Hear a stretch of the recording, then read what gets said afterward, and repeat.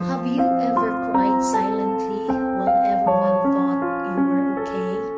That was me, smiling on the outside but tired, empty and asking, hanggang kailan ako magtitiis? I'm a teacher,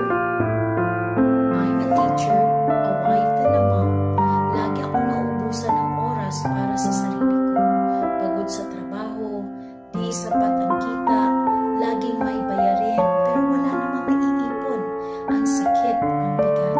And the worst part, I felt stuck. Parang araw-araw akong nabubuhay ng paulit-ulit ko lang, parang cycle lang. There were days na umiiyak ako habang nagpe-prepare ng lesson plans because deep down, I was asking God, Lord, ito na lang ba talaga? Gusto ko ibigay ang best sa pamilya ko, pero paano kung ako mismo ay ubos na?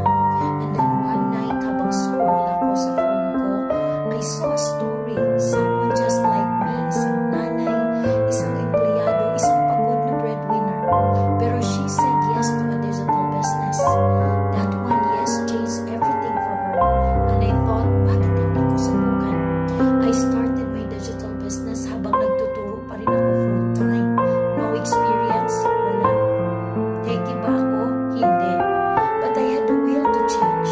And guess what? This business gave me something I never had before. Hope. Hope na pwede pala akong kumita ng legal, flexible at may guidance. May step-by-step training na madaling sundan even for beginners. May mentorship at support. Hindi ka nag-iisa. Pwede ka kahit part-time at kahit saan ka pa. May system na nagtatrabaho para sa iyo kahit natutulog ka. Legal, may tax benefits at pwedeng ipamana sa pamilya mo.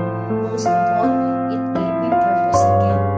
This is for tired moms, the OFWs na gustong umuwi, the teachers na gustong may extra, the caregivers, the employees, the dreamers. Kung ikaw ito, alam kong nararamdaman mo rin yung pagod. But please know this, there's another way. It's not too late to start. Hindi mo kailangan maging perfect. You just have to be willing. Kung may pangarap ka para sa pamilya mo, para sa future mo, God placed the desire in your heart for a reason. At hindi ka nilagay dito sa aking video na ito ng aksidente. Maybe this is the right answer and this is the one you've been praying for. Hindi pa ako milyonarya pero ngayon ay mas may time ako for my family, mas may peace ako sa puso ko, and every single day, I'm building something I can pass on to my kids. Hindi lang ito extra income. Ito ay pamana ng pag-asa. If this touch your heart, if this feels like ako yan, then please don't